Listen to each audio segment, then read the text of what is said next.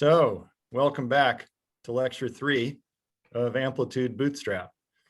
In the first 2 lectures, we sort of set the stage for how one can bootstrap a specific amplitude. And in this lecture, we're going to go further and describe how to do it in the example that I introduced last time of the Higgs to 3 gluons form factor, or more properly, the form factor of the chiral stress tensor in N=4 super-Yang mills with 3 external gluons or their superpartners. So you might recall that last time we had introduced these functions of 2D HPLs, and well, we defined a general set of generalized polylogarithms or G functions as integrals, but you can also define these quantities iteratively by differentiation. And these were the key relations, the 2 differential relations for functions in the 2D HPL space, where I recall that W is 1 minus U minus V. And the object was to bootstrap this amplitude in question in N=4 super-Yang mills beyond 2 loops by finding as small a subspace of the 2D HPLs as possible, constructing that space to high weights. And we discussed some empirical properties, including pair relations and so on, and how we could use that to construct the space. And I gave some examples at weights 1, 2, and 3.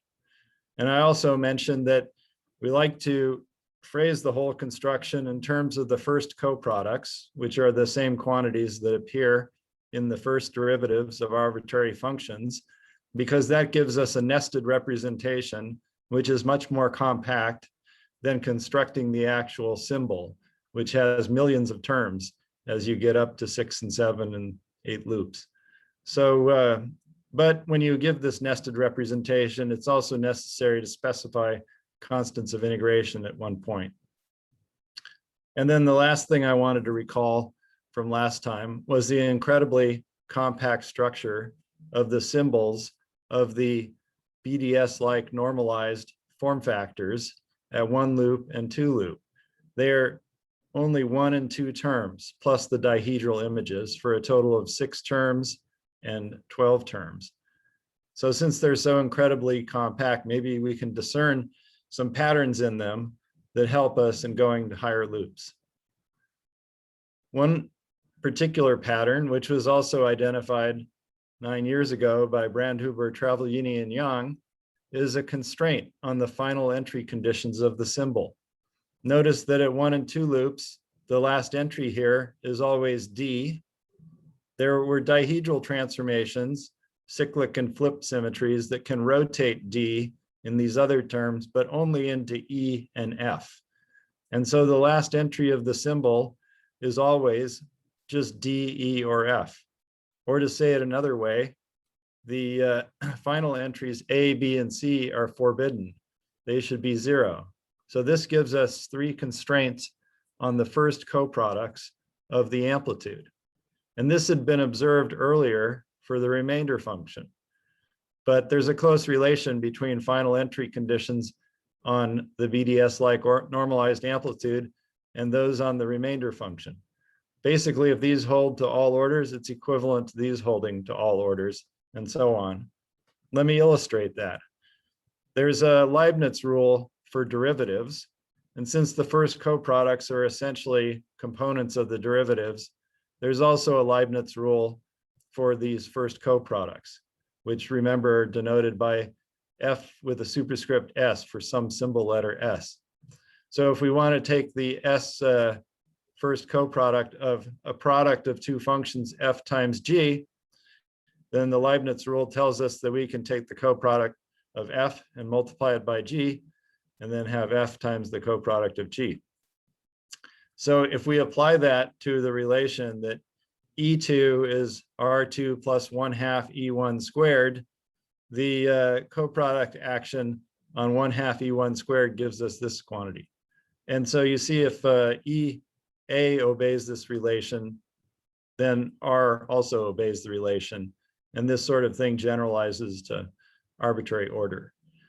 It's just that at symbol level, E is nothing more than the exponential of R, and you can apply a similar rule. So this equation 1 up here, this final entry condition, is also extremely similar to a similar relation in the 6-gluon amplitude that was derived from dual superconformal invariance, an equation called the Q-bar equation. And one paper doing that is by Karen Huan and He back in 2011. So although I don't think there's been an actual derivation of this equation in the form factor case, if we see it occur twice, we tend to think that it's true. So let's just assume that this equation holds to all loop orders, or rather these 3 equations. Now we can also inspect the double final entries, especially those of E2, which is a slightly richer structure than E1. So let's go back to E2 for a second. And there's a dihedral transformation of E2 that keeps B invariant and flips D and F. Notice that when you apply it to this term, which has the final entries B, D, the D becomes an F. But the quantity sitting in front, after you clip off these entries to define the coproduct with B and D, it's just B tensor B, that is left invariant because we just flipped D to F. So you'll notice that the coproduct with B and D is the same as the coproduct B and F. And we can codify that by this relation here. And you can easily check that this relation is also true at 1 loop. So if it's true at 1 loop and 2 loops, maybe it's true to all orders. And by the way, dihedral invariance maps this relation to its cyclic cousins. So there are 3 relations again. Also, the strategy again is to see if you can assume that this equation holds to all loop orders and use that at the next order, at 3 loops. By the way, these 3 equations have to be supplemented by other equations which come out of the generic 21 pair relations. So they're extra on top of those. So there are many vanishings of the last 2 entries because of these relations. And if you work out all the consequences of the 21 pairs plus these 3 equations, you find that there are only 6 independent double coproducts for this curly E function. And they form 2 orbits under the dihedral group.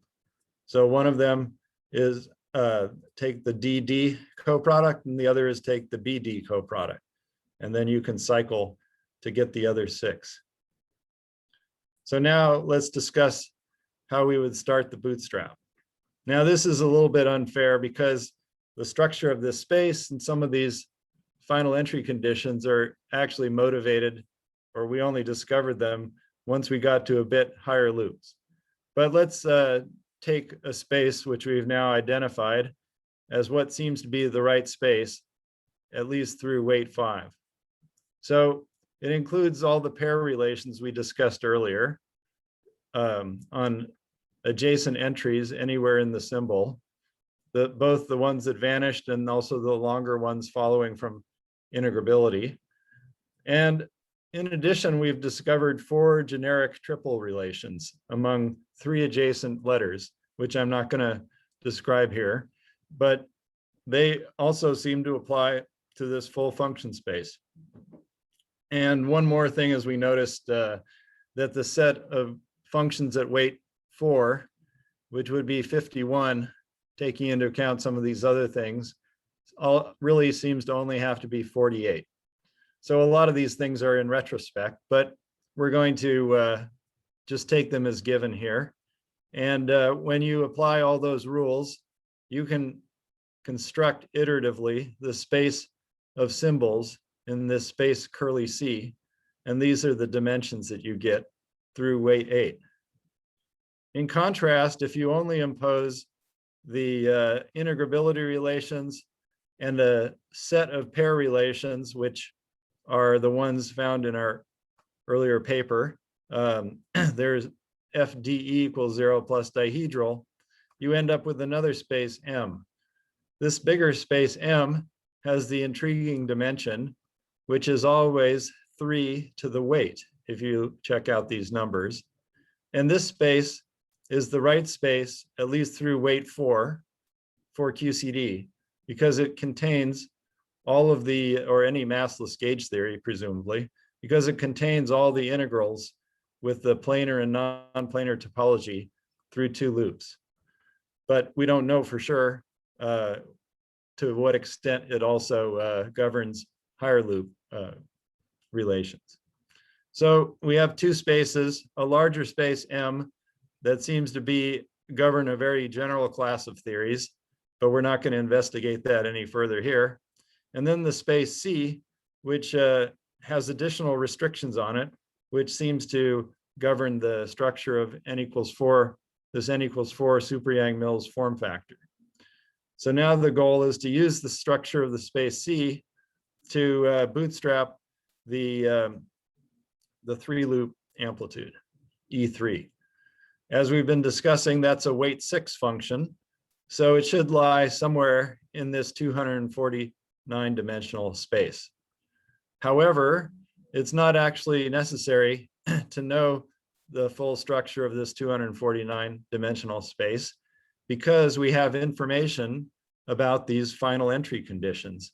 And the final entry, the double final entry, which is what we're going to sort of base the construction on, that is a function that has 2 lower weight, or 48. So what we do, instead of looking at all 249 weight 6 functions, is we parameterize the independent weight double coproducts, which have weight 4. And as we were describing before, there are 6 of them, but they're in 2-3 orbits, which are generated by this guy and this guy, the DD and the BD coproducts, double coproducts. So what we do is we assign an arbitrary linear combination of the 48 functions at weight 4 to this one and to this one. So we have an ansatz where the number of initial parameters is 48 for this function and 48 for this. And then the other ones are dictated by dihedral symmetry. One thing I didn't really talk about is how to implement dihedral symmetry, but there's a way to build up all of the transformation matrices for the dihedral, how the dihedral transformations act on various basis functions iteratively in the weight. And so it's a straightforward procedure, though it can be kind of time consuming at very high weights. So once you have the dihedral transformations under control, then you can float parameters or have 48 parameters for this guy and 48 for this guy. And that is a complete description of the ansatz for the weight 6 function, describing 3 loops, but in terms of weight 4 objects. But that parameterization is over complete, and there are a lot of other conditions that have to be imposed. For example, the weight 4 functions, they were defined to obey pair relations, but when you tack on another letter behind them, that is no longer automatic. And so you have to impose pair relations in the 4-5 slot. The 5-6 slot, which is labeled by these last 2 entries, those are automatic in this construction, but there's some need to sort of sew things across a seam that separates the first 4 from the last 2 entries.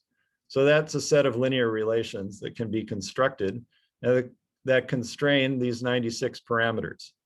Also, there are some other dihedral transformations that aren't yet imposed. For example, when you there's a dihedral transformation that leaves D fixed and flips E and F, and also B and C.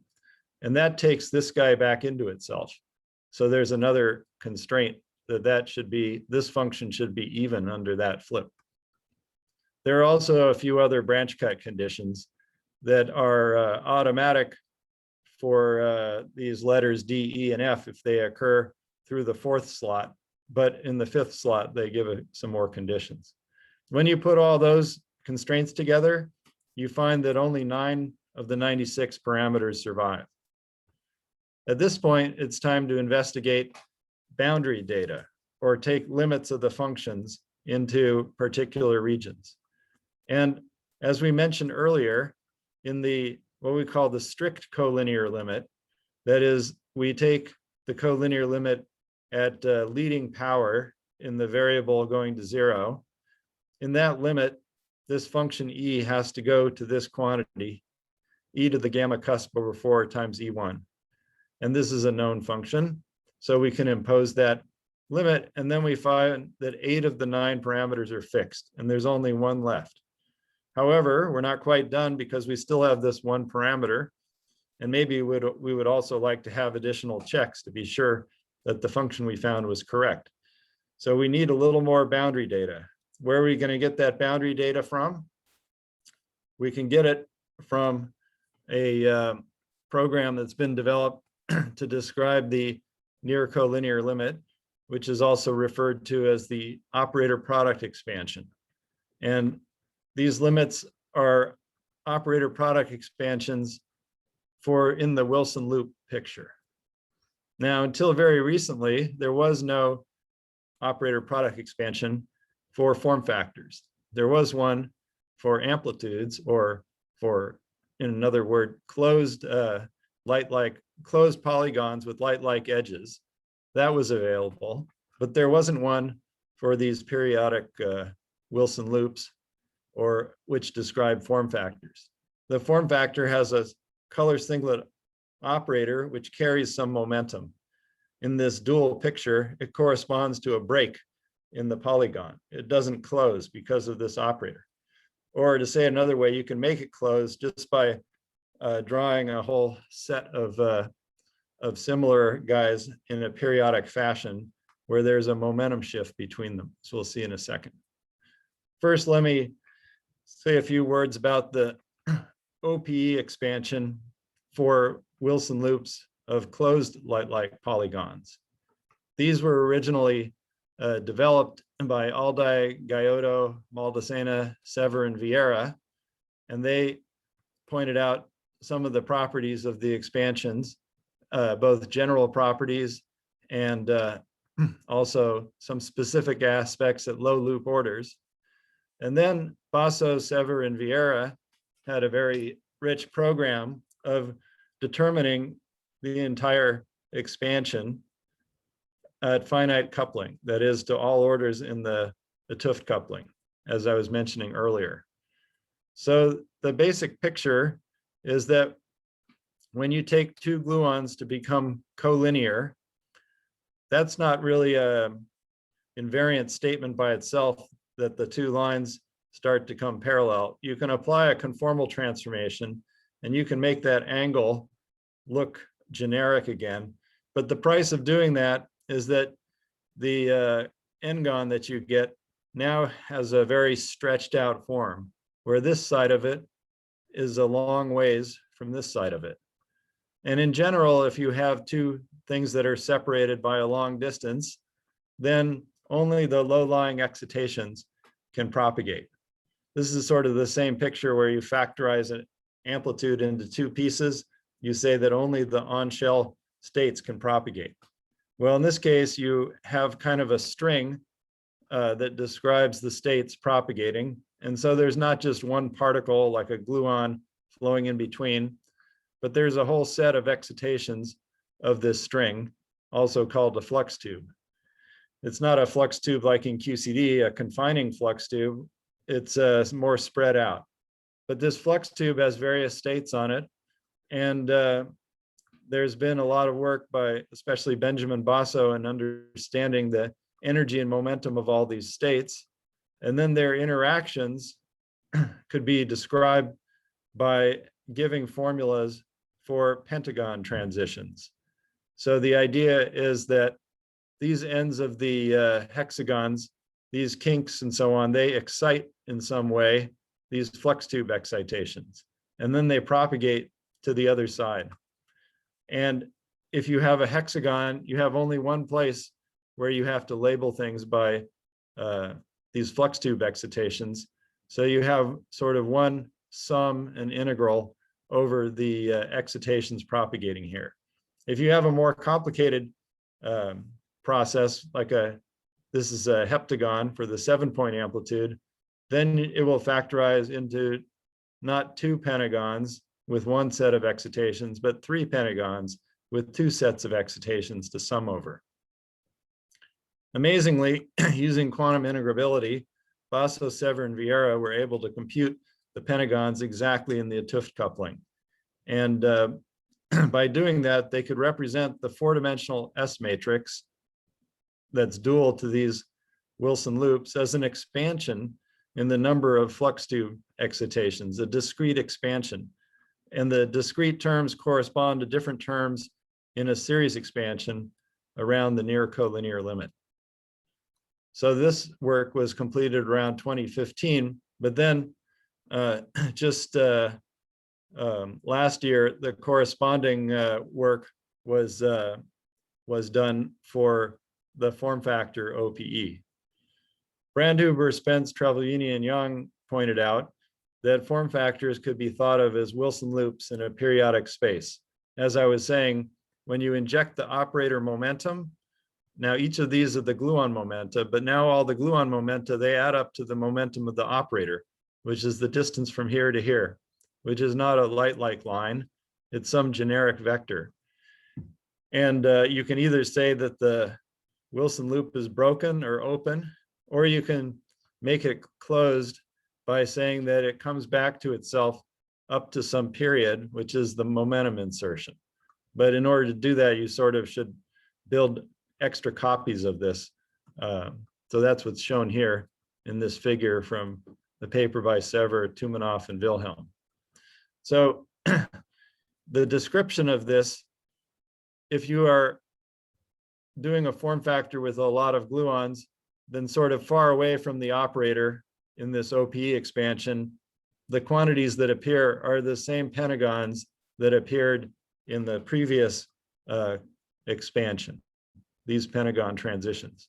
But you need one more thing to describe getting from the operator to the rest of the Wilson loop, and that quantity F is a form factor transition.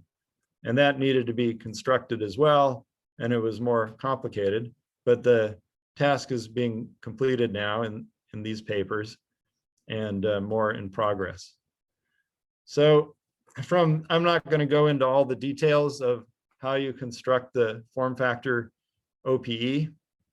It's actually a bit simpler in the hexagon in the 6-gluon case than in this form factor, but I'll just describe it from the Bootstrap practitioner's point of view, which is what is the data, what does it look like, and roughly where does it come from?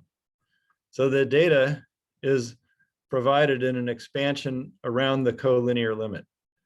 I didn't actually say too much about even the strict collinear limit yet, so let me mention that. Let's suppose that the 2 gluons that are becoming parallel are gluons 2 and 3.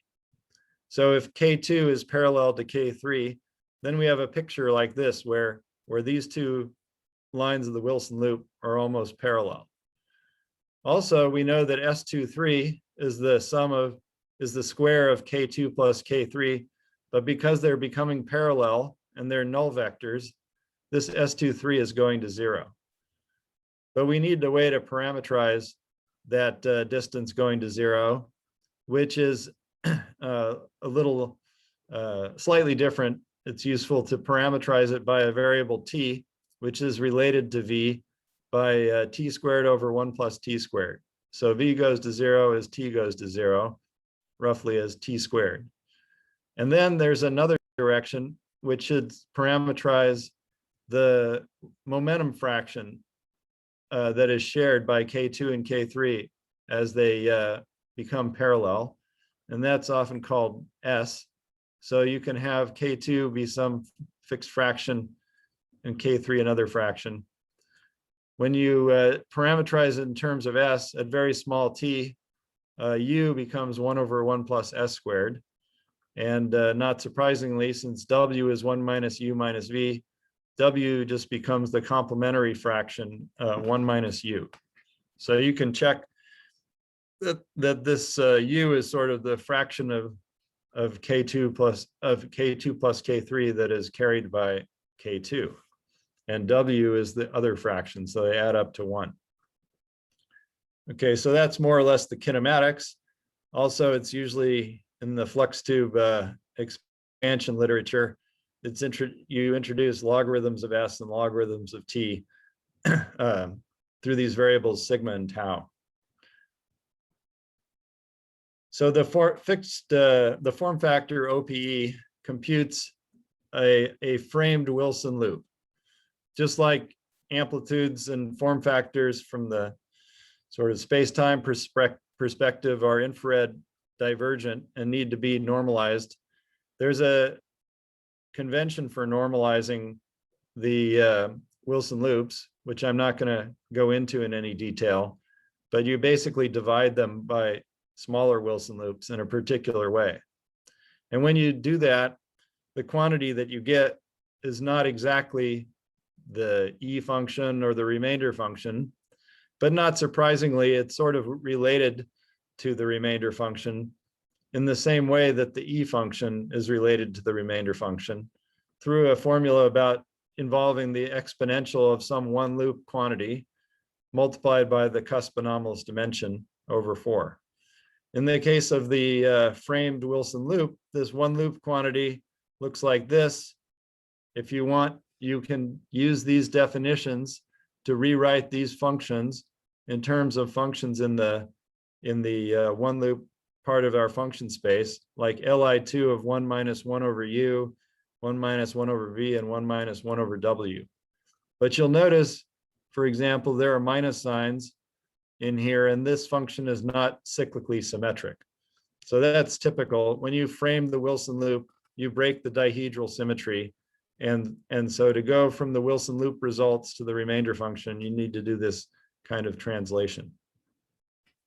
Now, this framed Wilson loop is calculated as a sum over excitations. And there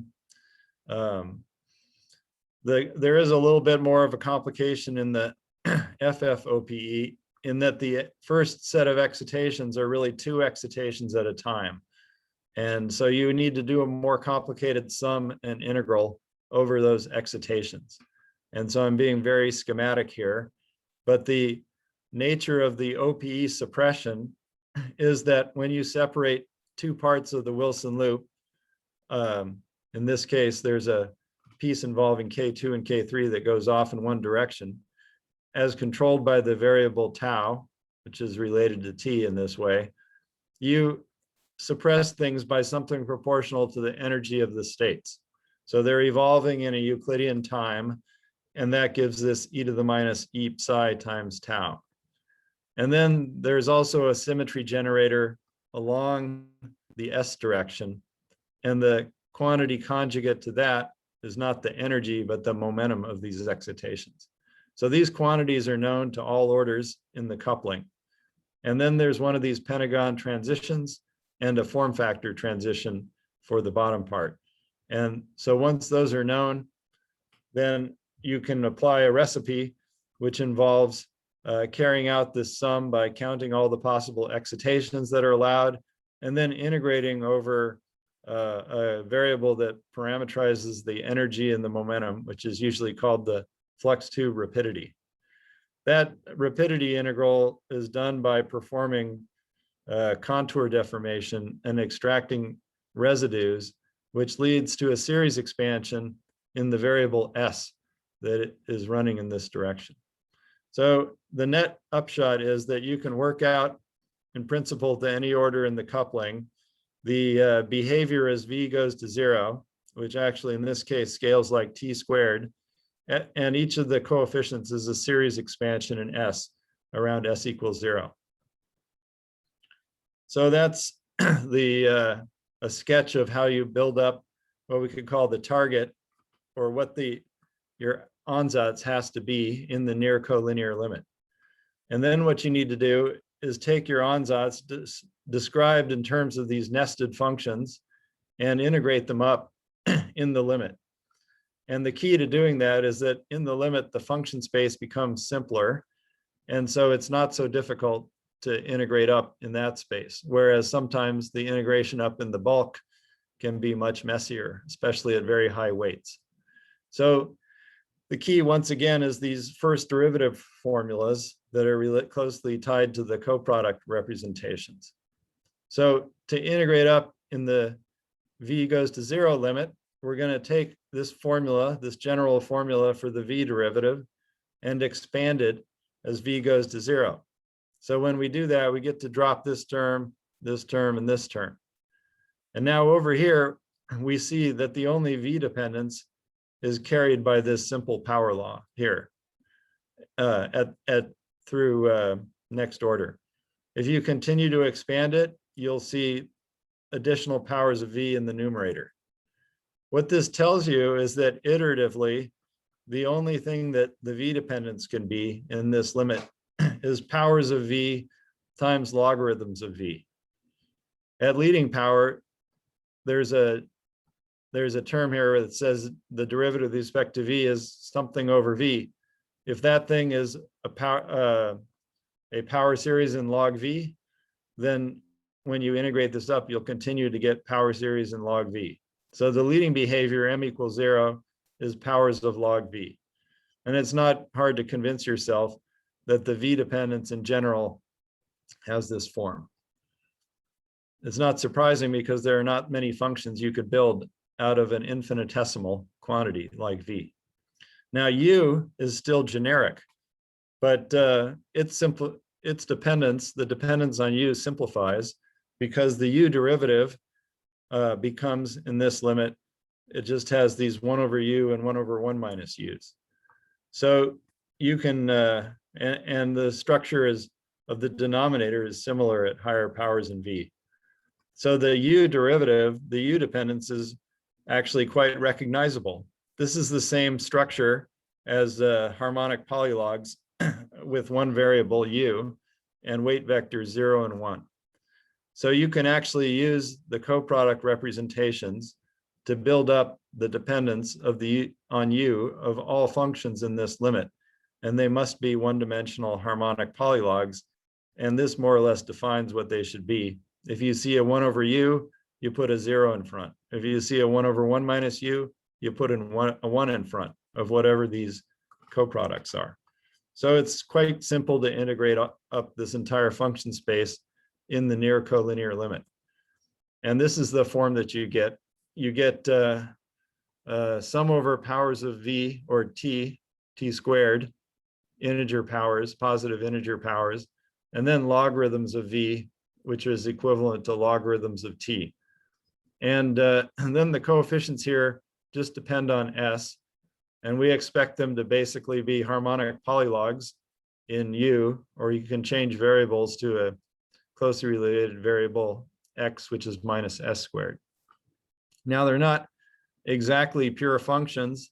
There are some rational dependence on u or x or s squared, which has this form. And that comes because when you do the v expansion, you get some powers of 1 over 1 minus u and so on here. But they're basically harmonic polylogs with just zeros and ones in them. And as an example, if you do this exercise at 3 loops, well, if you do it with the final answer, you get this form. On the other hand, you could construct it from the OPE recipe, and you would get exactly this form. If you take the 1 parameter ansatz that we had at 3 loops before applying the OPE constraint, and you equate it to this, it totally fixes that 1 parameter. And it also provides a lot of cross checks. And then you can go on to construct subleading logarithm information from the OPE and check that too, and it all works.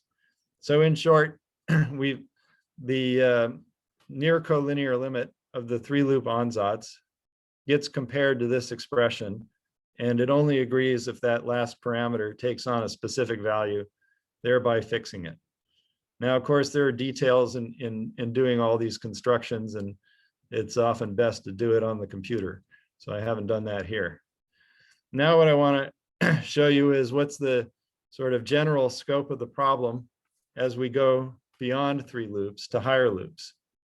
So here in this arrow, I've indicated what I was just telling you, that we have one parameter that's not fixed by the collinear limit and some of these other constraints up here. And when we apply that, we get down to 0 parameters. And once we reach 0, we've totally fixed the amplitude. And any further zeros are complete cross checks. So there's a lot more information, although at 3 loops, the leading log is log squared. And so the zeros after this point are not meaningful. But higher loops, they are. So I discussed the fact that there were 249 symbols in C at weight 6, but we didn't really need to look at those because we applied the dihedral symmetry and the L-1 final entries.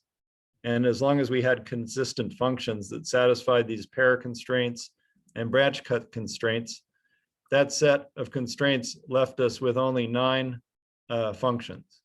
So we don't really need to look at the full 249, just some subset, and apply a few constraints, and we get down to 9. I didn't really talk about this constraint, but the OPE implies some generic information that the remainder function should have a vanishing Lth discontinuity. That's just a general property when you expand out the structure of the OPE. But it's a non-trivial constraint on the function space, and it reduces the number of parameters to 5 if we had imposed it before the collinear limit. Actually, the collinear limit is stronger, and so it would give you 1 parameter even if you don't impose this. So that's the structure at 3 loops. If we had run the bootstrap back at 2 loops, this is very similar to what was done by Brandhuber, Travellini, and Yang. They also noticed that things were uniquely fixed at the 2-loop case before even hitting the OPE expansion, which wasn't available 10 years ago. So having done all that, then we can turn the crank, repeat the exercise. At 4 loops, there would be 1290 functions. Of course, we don't really need them all at this order. We also discover by looking at the 3-loop result that there are a bunch of constraints on the triple final entries. And we then incorporate those into the constraints at 4 loops, and we end up with just 20 parameters left at this stage. And then we apply this discontinuity constraint and the collinear limits, and we have only 2 parameters left. We inspect the OPE predictions and compare them, and at leading log, they're all fixed again.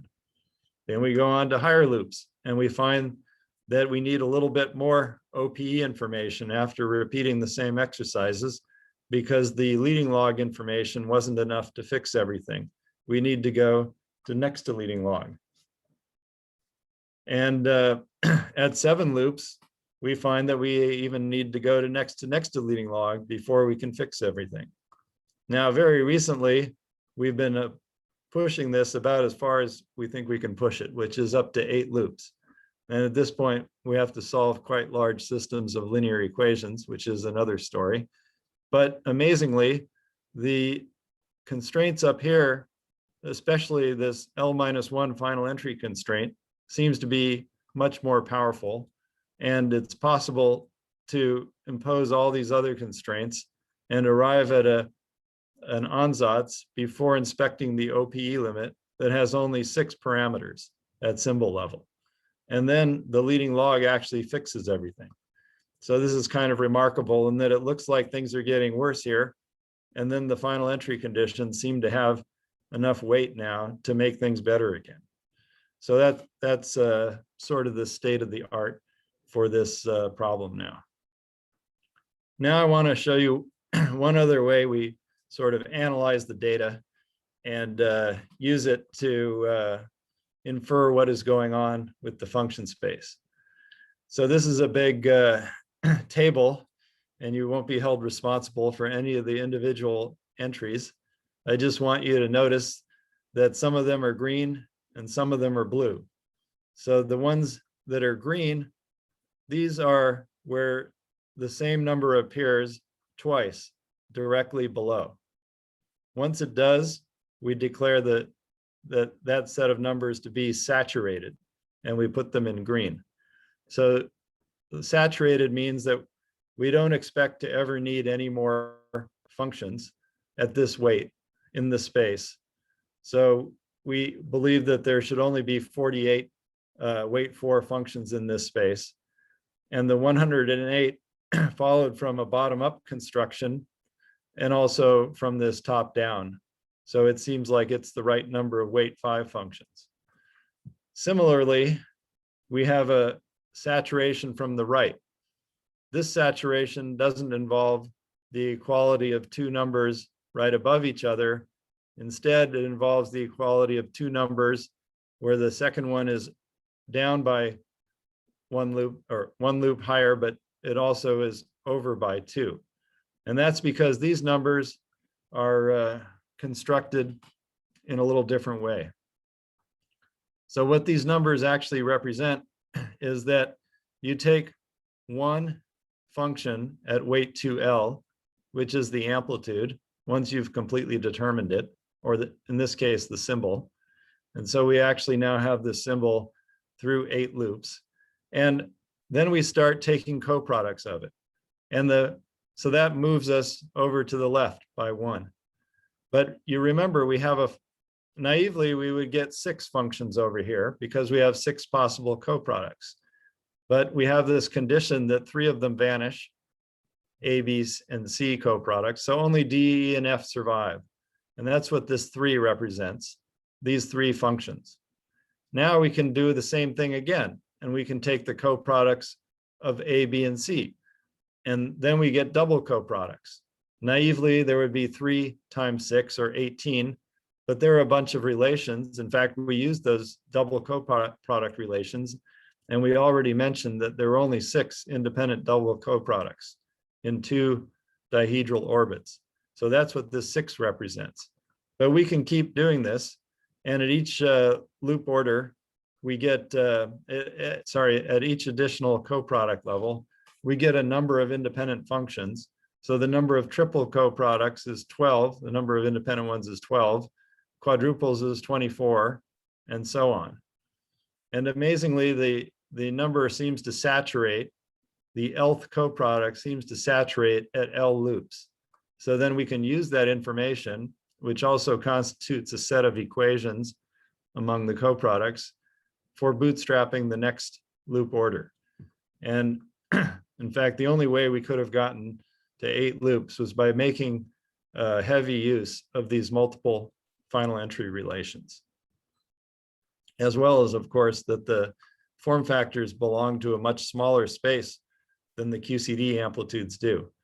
The QCD amplitudes require all 81 of these functions in curly M, which is a much larger space already at weight 4 than the C space. So then what I want to do is take you on a little numerical tour through the properties of these amplitudes.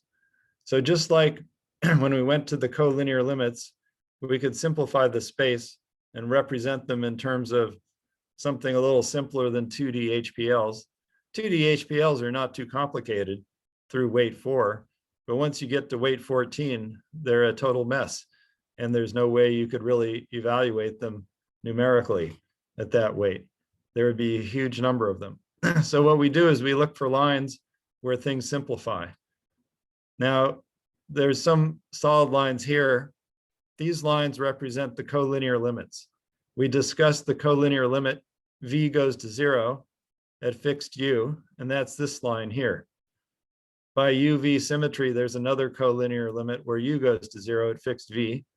And by the cycling symmetry, there's another collinear limit where W goes to 0.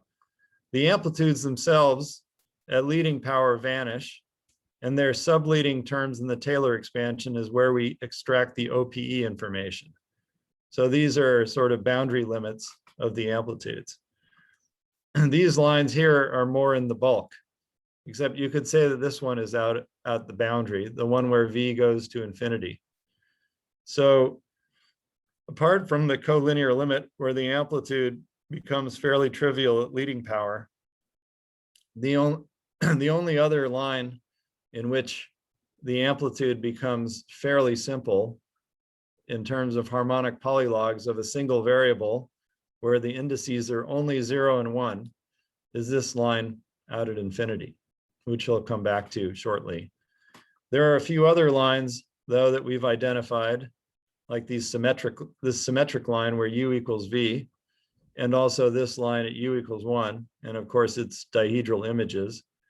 On those lines, the function also collapses to harmonic polylogarithms. However, the indices can be -1, 0, or 1. These lines are reasonable at medium loop orders, but at high loop orders like 7 loops, they become a lot more difficult computationally. And that's simply because of the fact that 3 to the 14th is a lot bigger than 2 to the 14th, where 2 to the 14th is roughly the number of terms you would have on a line like this, where you could only choose w's from the set 0 or 1. So you have 2 choices at each weight. And at weight 14 for 7 loops, you have 14 different possible choices. So that gives you 2 to the 14th terms, roughly. But in this case, you're more like 3 to the 14th, which is in the millions instead of tens of thousands. So there's some tricks to get out the numerics on these lines, which involves Taylor expansions, maybe not even Taylor expanding the whole function, but Taylor expanding some of its derivatives and then integrating them back up. But anyway, by doing that, you can get numerical values out by patching together various Taylor expansions. So first we'll look at the Euclidean region. This is the Euclidean region here, this triangle, and we can take this blue line where u equals v and get these harmonic polylog representations and then Taylor expand them around 0 and around 1/2, and we get this picture here. So this is now for the remainder function, and we normalized it by the value at the peak in the middle, which is at 1/3. That point 1/3, 1/3, 1/3 is a symmetric point under the cyclic symmetry. So the function has to peak there basically. And it also has to vanish on both boundaries because these are both parts of the collinear limits. So the remainder function vanishes on all these lines, and in particular at both of these endpoints. So what you find is that the function has almost the same value at each loop order. At low loop orders, hasn't quite established its final shape, but by the time you get up to 7 loops, these curves are almost exactly on top of each other. The normalization factor at the peak can also be addressed. So if we compute those numbers, then we like to take the ratio. And we see that the ratio is starting to become fairly stable. This 3:2 ratio is kind of wild. The 2-loop answer turns out to be anomalously small and often has the wrong sign. When I say the wrong sign, I mean as indicated by what happens at higher loops. At higher loops, these successive loop order terms are always alternating sign. And there's a reason for that. This theory, planar n equals 4, Super-Yang-Mills, has a very special perturbative behavior. A generic theory like QCD or QED would have factorial growth in the coefficients for one of 2 reasons, and sometimes both. And the 2 reasons are renormalons, which are proportional to the beta function, but the beta function vanishes in planar n equals 4. So that's not an issue causing factorial growth. Another features of field theories that lead to factorial growth are instantons. And instantons are absent in the planar limit. They tend to go like e to the minus 1 over g Yang-Mills squared, which is e to the minus nc over lambda. So as nc goes to infinity, they get suppressed. As a result, the perturbation theory for planar n equals 4 quantities that have been computed to all orders, like the cusp anomalous dimension, have a finite radius of convergence. And that is 1/16 in the G² coupling convention. So if you have a quantity that's like the cusp anomalous dimension and has a similar radius of convergence, the successive loop order ratios should go to -16. And the minus is to make sure that the singularity in the coupling plane is not on the positive real axis, but is on the negative axis. Now, looking at these numbers, we see that it was coming down to -16. In fact, this was quite close to it, but there's a little bit of an overshoot at present. So maybe it will come back a little by the time we get to the 8/7 ratio. We can also look at other regions in the kinematic plane. And this one is the case of positive Higgs mass and say glue to Higgs kinematics. Not really a Higgs, but that operator. So that means we're in this region over here, this red region, 3A. And in that region, like all of the other regions outside the Euclidean region, there are imaginary parts. And these imaginary parts are quite large.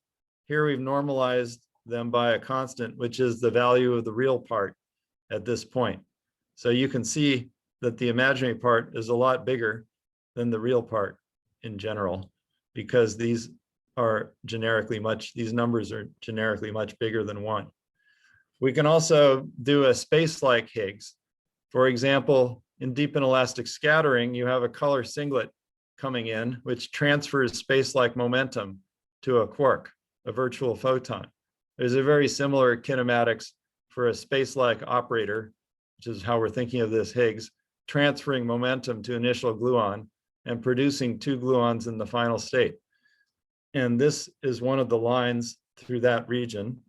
In fact, it's this line over here, this green line, at fixed u equals 1, and varying v. Now, this